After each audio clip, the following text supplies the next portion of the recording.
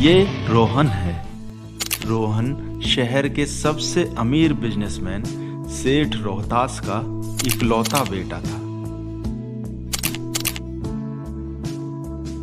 रोहन को दिन भर अय्याशी करना और मौज मस्ती करना, दोस्तों के साथ घूमना फिरना, बस यही पसंद था। रोहन को अपने पिता की दौलत पर बहुत घमंड था, जिसके कारण वो गरीबों को बिल्कुल भी पसंद नहीं करता था। जब भी वो किसी गरीब व्यक्ति को देखता तो उसे देखकर चिढ़ जाता था। अरे बेटा कुछ दे दो, मैंने सुबह से कुछ नहीं खाया है। अरे बेटा मुझे खाना खिला दो बेटा। यार विकी, मुझे ना गरीबों से बहुत नफरत है। जहाँ देखो गाड़ी के आगे चले आते हैं। I hate this type of people यार।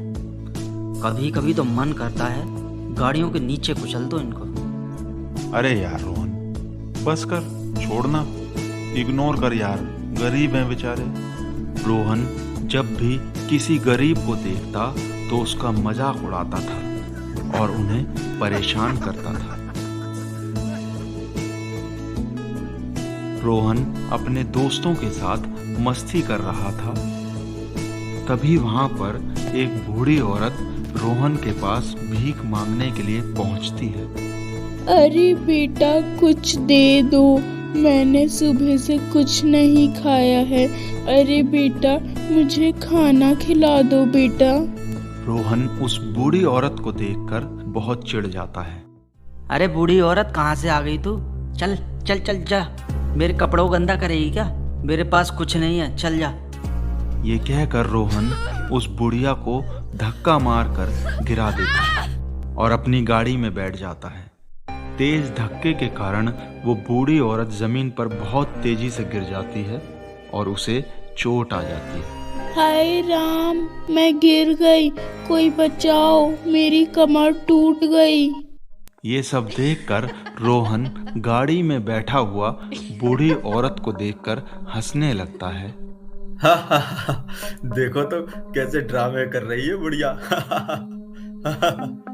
रोहन को हंसता हुआ देखकर बूढ़ी औरत को बहुत बुरा लगता है और वो रोहन को श्राप देती है और कहती है, एक गरीब को गिराकर तू हंस रहा है? जा, मैं तुझे श्राप देती हूँ। आज के बाद जिस दौलत का तुझे घमंड है वही सारी दौलत धीरे धीरे तेरे हाथों से निकल जाएगी और एक दिन तू भी गरीबी का स्वाद जरूर चखेगा।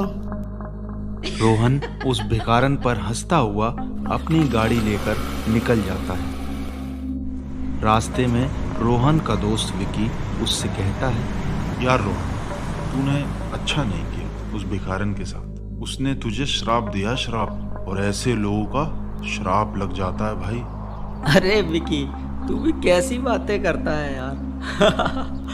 अबे मेरे डैड के पास बहुत सारा पैसा है, तू चिंता मत कर, कुछ नहीं होगा, समझा? और ये श्राप व्राप कुछ नहीं होता, समझा? आज के जमाने में तू श्राप व्राप जैसी बात करता है, बता यार। धीरे धीरे ऐसे ही दिन बीतने लगते हैं और अब वो भिखारिन वहां से गायब हो जाती है और कुछ दिन के बाद रोहन और उसके दोस्त कभी उस भिखारन को उस रास्ते पर दोबारा नहीं देखते। तभी कुछ दिन बाद रोहन के पिता की तबीयत अचानक खराब हो जाती है और सारे बिजनेस की जिम्मेदारी रोहन पर आ जाती है। वहीं एक तरफ जहां रोहन के पिता की बीमारी पर काफी पैसे खर्च हो जाते हैं और दूसरी तरफ रोहन भी बिजनेस को ठीक तरह से नहीं चला पाता है और बिजनेस में काफी नुकसान होने लगता है और देखते ही देखते रोहन का घर बार और बिजनेस सब कुछ बिक जाता है। एक दिन रोहन का दोस्त विकी रोहन से मिलने आता है। रोहन विकी से कहता है, यार विकी, सब कुछ बर्बाद हो गया भाई। अचानक इतना सब कुछ पता नहीं कैसे हो गया। अब रहने तक के लिए घर भी नहीं बचा मेरे पास। सब कुछ खत्म हो गया मेरे भाई, सब कुछ खत्म हो गया विकी, सब कुछ।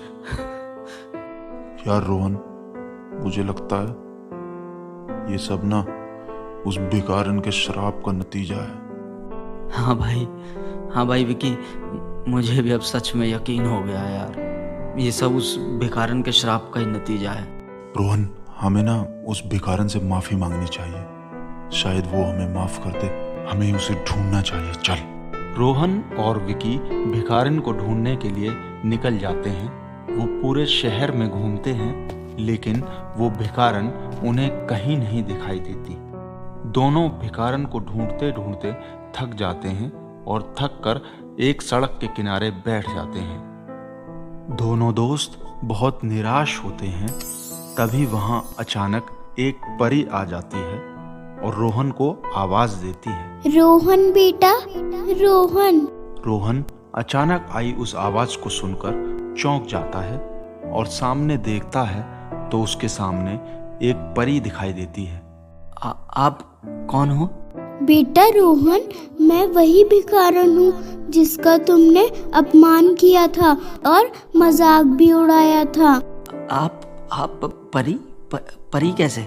हाँ रोहन, मैं कोई भिखारन नहीं हूँ, मैं एक परी हूँ और मैंने ही उस दिन भिखारिन का वेश बनाकर तुम्हारे पास आई थी और मैंने ही तुम्हें श्राप दिया था। ये सब सुनकर रोहन सब कुछ समझ जाता है और रोहन को अपनी गलती का एहसास हो जाता है। रोहन अपने उस दिन के बुरे व्यवहार के लिए परी से माफी मांगता है। मुझे माफ कर दो परी रानी, मैं सब बात समझ गया। मुझे अपनी दौलत का बहुत घमंड था और आपने मुझे गरीबी के दिन दिखाकर एक गरीब का जीवन कैसा होता है ये सब समझा दिया है। अब मैं कभी किसी गरीब को तंग नहीं करूँगा परी रानी, कभी नहीं। ये सुनकर परी खुश हो जाती है और रोहन से कहती है, रोहन, मैं तुम्हें सिर्फ यही एहसास दिलाना चाहती थी और आज तुम जब समझ गए हो, तुम चिंता मत करो। अब तुम्हारे पिताजी भी जल्दी ठीक हो जाएंगे और धीरे धीरे सब कुछ तुम्हें वापस मिल जाएगा। इतना कहकर परी वहां से गायब हो गई और रोहन भी खुशी खुशी वहां से चला गया।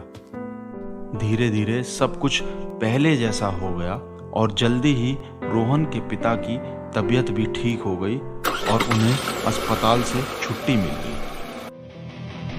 तो प्यारे दोस्तों, कैसी लगी आपको हमारी ये कहानी? हमें कमेंट करके ज़रूर बताएं। हमारी इस कहानी को लाइक करें और अपने दोस्तों के साथ शेयर करें। और हाँ, हमारे चैनल को सब्सक्राइब करना बिल्कुल ना भूलें।